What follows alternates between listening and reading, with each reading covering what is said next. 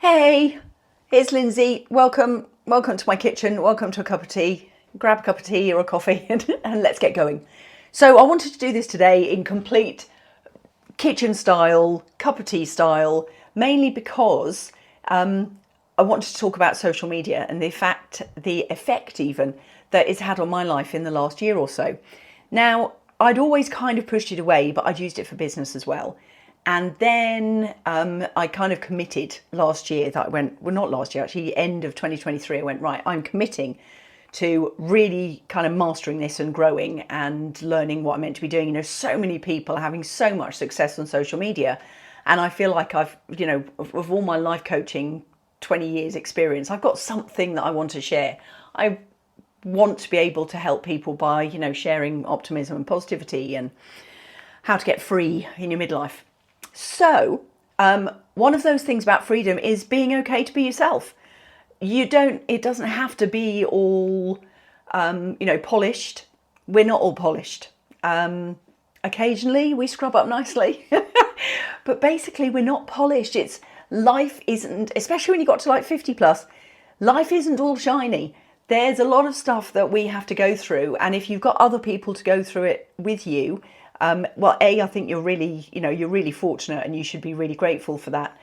But there's certain stuff that you've just got to get through with your own resources. And social media, although it's been given a bad rap by so many things, especially by our generation. Oh my God, our generation always saying, oh, these poor kids, fancy being growing up with social media. So apologies for triggering anyone right here.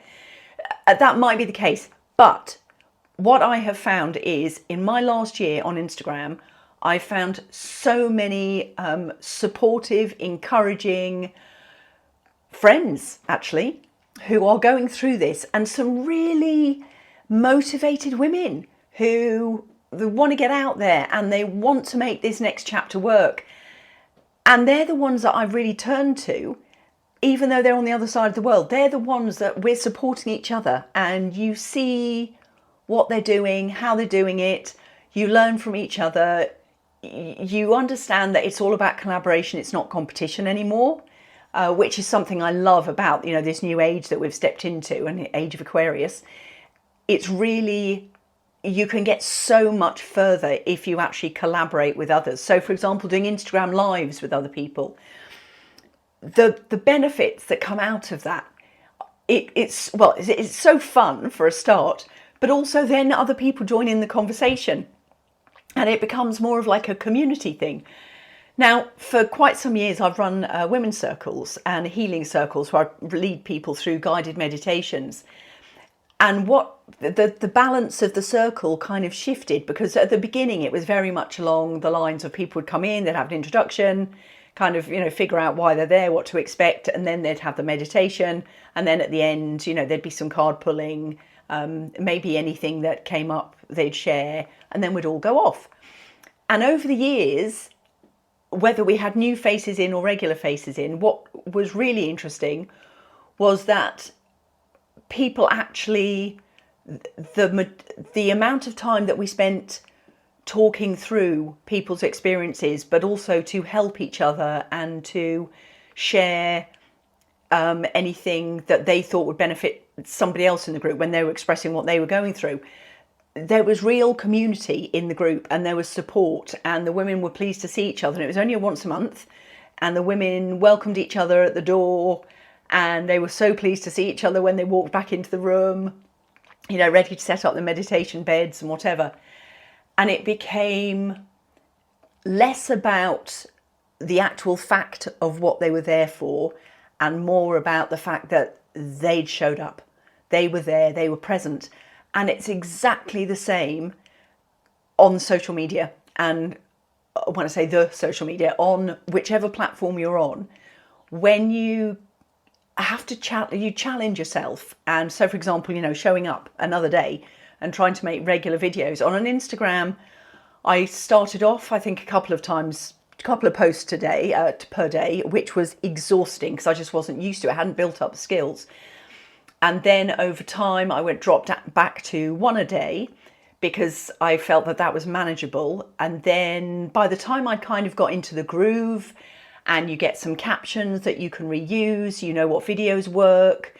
You become a bit more strategic about it as you become more experienced, and you grow as a creator. I mean, I can whip out editing for Instagram Reels in a really short time. I can get an Instagram Reel up and out in 10 minutes if I needed to.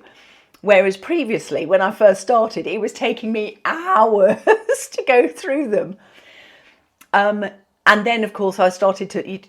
I can't say that I ever wasn't real, but I was so busy thinking about what image I wanted to portray, rather than what was in demand, what did people want, and what was most useful to people that I could actually deliver.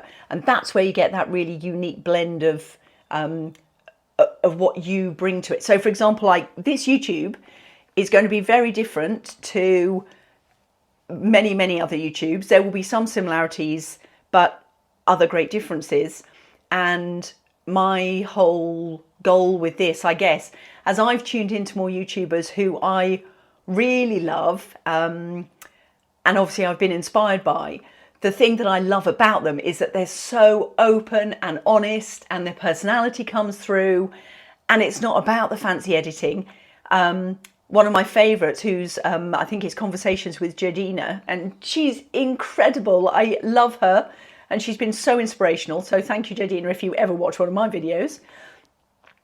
She's in her car. Her videos are in her car. There is no editing. There's no special lighting. In fact, her car lights go on and off, and it's fantastic because it's just like a signal. Very often she'll say something and then the lights drop, and it's like, whoa, mic drop. So it's the lack of editing almost that makes the whole thing even more,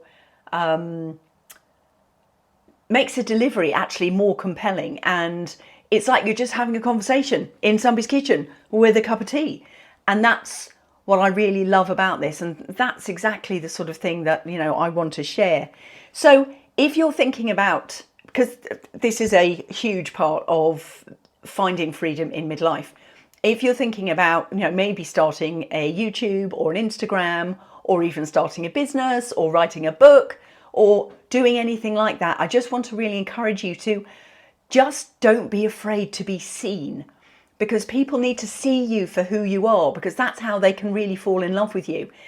If they see the edited version of you always, they're only going to see the edited version of you. And that's like getting to know people at work, but only ever seeing them at the coffee machine, but never actually having a time to stand and have a conversation with them.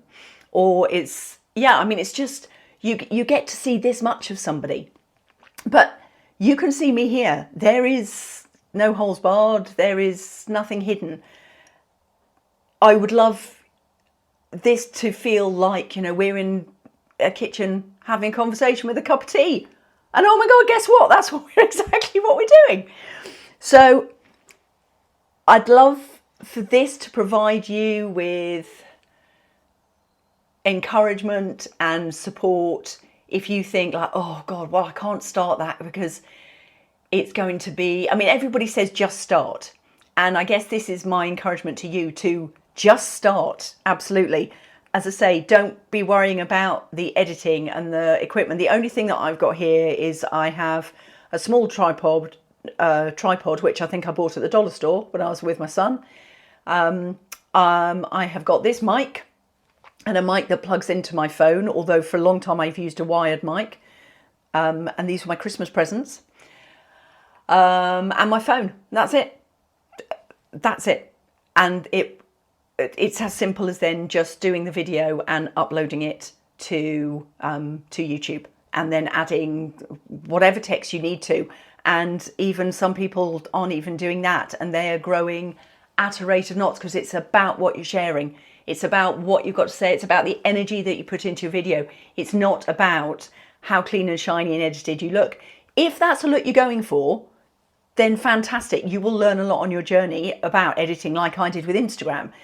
As I say, I can whip out Instagram videos now, and they're really fun. I can edit them to the, to the beat drop of the music and this sort of stuff. And it's fun and it makes a difference, but it still doesn't change my message. So that's what this YouTube channel is more about, because there's no way that I want to sit and edit videos of 10 minutes. I don't have the time for that. What I do want to do though is really encourage you to get started and to share all of who you are, and to share your emotion and your energy and your enthusiasm, because if you've got a message to share, that's how it needs to come across. And then you can fine tune it as you go. Of course you can, we all do. You can fine tune it, you can polish it, you can change strategy as you go. But initially, you've just got to get it out there. And so that's exactly what this is today. So I hope you've enjoyed the video. If you've got questions about getting started, please let me know. I'd love to, be in conversation with you about it. And I will see you on the next video. And hopefully you post yours and let me see when you've done yours. And I'll see you on the next video.